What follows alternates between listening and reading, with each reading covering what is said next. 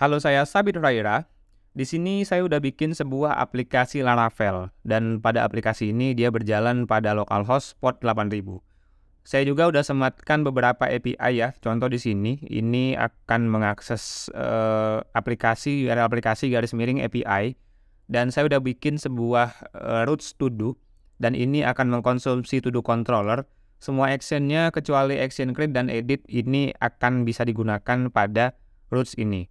Jadi sebagai contoh saya akan buka localhost port 8000 garis miring API garis miring to do pada browser saya seperti ini misalnya. Nah, ini dia udah mengembalikan data dari si JSON yang udah kita create pada controller kita. Jadi API ini kita khususkan untuk mengelola data JSON saja.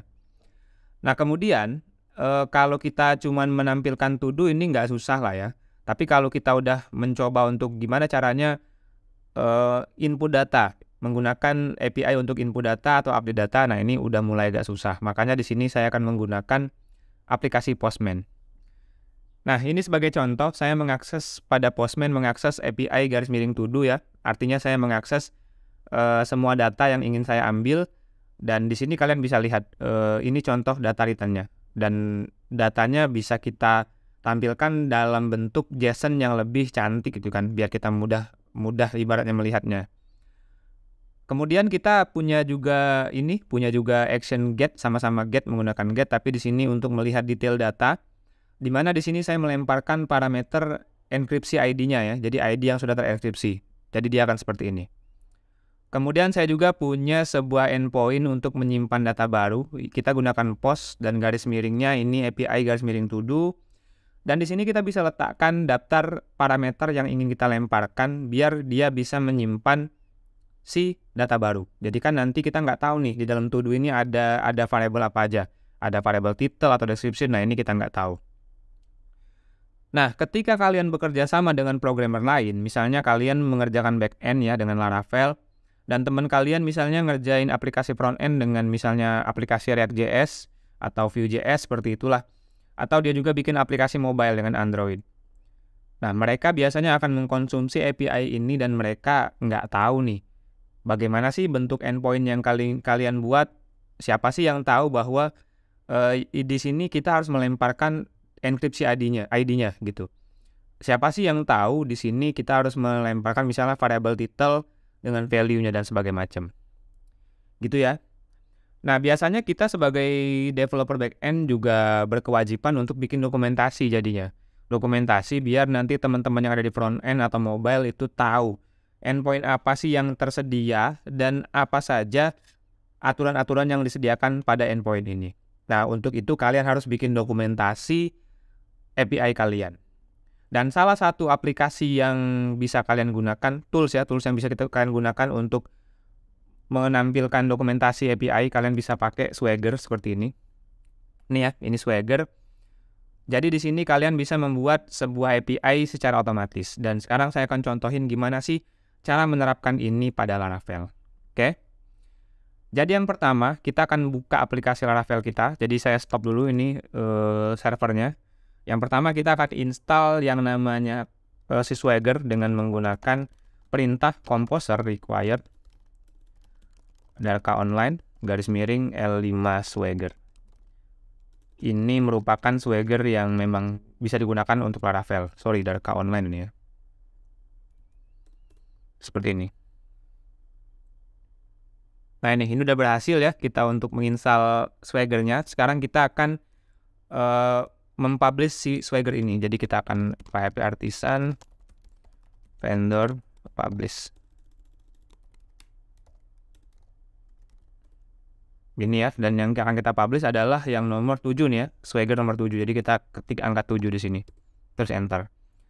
Di sini dia udah mempublish, di mana tugas publish ini yang pertama dia mengcopy sebuah file untuk konfigurasi Swagger-nya ke sini ya, vendor bla bla bla ini. Yang kedua dia mengcopy sebuah file ke dalam view kita. Views vendor L5 Swagger. Di mana ini nanti digunakan untuk menampilkan data dokumentasinya nanti. Nah, ini udah selesai. Kalau udah selesai, sekarang kita akan melakukan beberapa konfigurasi pada Swagger, pada aplikasi Laravel kita. Yang pertama kita akan masuk ke dalam ke dalam HTTP provider, terus masuk ke app service provider.php di sini. Dan pada kolom register, function register, kita akan masukkan kode ini.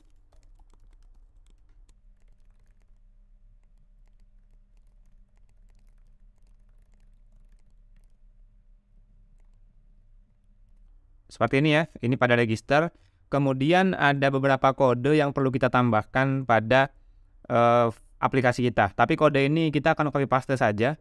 Jadi ini kode Swagger ya. Jadi kode folder Swagger ini kalian silakan copy, nanti bisa download dari URL yang saya sertakan pada deskripsi ya. Jadi kita akan download kepada ini nih, ke dalam ini Laravel app app http. Nah ini ke sini, ke dalam folder http kita seperti ini. Oke ya, kita sudah copy ini di sini. Kemudian kalau kalian lihat di sini akan memuat beberapa file out Swagger version 3, terus teks di sini. Nah, ini sebenarnya informasi-informasi. Yang terakhir yang perlu kalian konfigurasi adalah pada controller kalian, pada controller dan file controller PHP yang ada pada folder di bawah controller langsung di sini. Dan ya, ini kalian masukkan sebuah kode untuk mendeskripsikan deskripsi dari Swagger kalian, APS Swagger kalian. Jadi di sini saya akan masukkan OA, kemudian info seperti ini. Pertama title yang perlu saya masukin, titelnya di sini misalnya documentation my API misalnya seperti ini. Kemudian yang kedua version ini bisa kalian masukin 1.0 atau kalian udah upgrade API bisa masukin 2.0 dan sebagainya. Oke, udah selesai ini ya. Oke, nah sekarang bagaimana caranya kita menambahkan dokumentasi. Jadi setiap dokumentasi itu bisa kalian sematkan nih, contohnya pada setiap actions. Jadi ini contohnya action index, ini dokumentasinya. Jadi yang pertama kalian perlu definisiin HTTP yang kalian gunakan. Di sini kita pakai get. Dan ini path-nya ke API _to do. Kemudian teks ini kita gunakan nantinya untuk grouping ya. Kalau kalian punya banyak controller lain, kalian bisa menggrouping Swagger kalian, endpoint kalian, keterangannya. Jadi orang nggak bingung kalau bukanya. Kemudian ini keterangan, dan di sini kita belum main yang namanya parameter. Jadi kita cuma seperti ini saja. Oke. Nah kemudian kalau udah selesai, kita bisa jalankan PHP artisan L5 Swagger, terus generate. Ini digunakan untuk mengenerate si Swagger kita, dokumentasinya. Jadi kita enter. Oh, ini ada error ya. Ada error, dan di sini errornya L5 Swagger service provide not found. Ini kayaknya saya salah ketik. Jadi ini adalah service provider harusnya seperti ini. Oke ya, jadi kita balik ke sini, kita masukkan ulang. Nah ini ya, sudah, kalau dia berhasil dia akan seperti ini, warna hijau dengan keterangan regenerating docs default gitu. Udah selesai. Sekarang kita akan jalankan dulu artisan serve saya seperti ini. Oke ya, dan ini Swagger kalian bisa lihat di sini. Jadi ini kan garis miring, ini kan port 8000. Jadi kalian bisa masukkan dengan kata kunci API garis miring documentation seperti ini, kemudian enter. Dan inilah muncul dokumentasi kalian. Dokumentasi bisa dilihat di sini.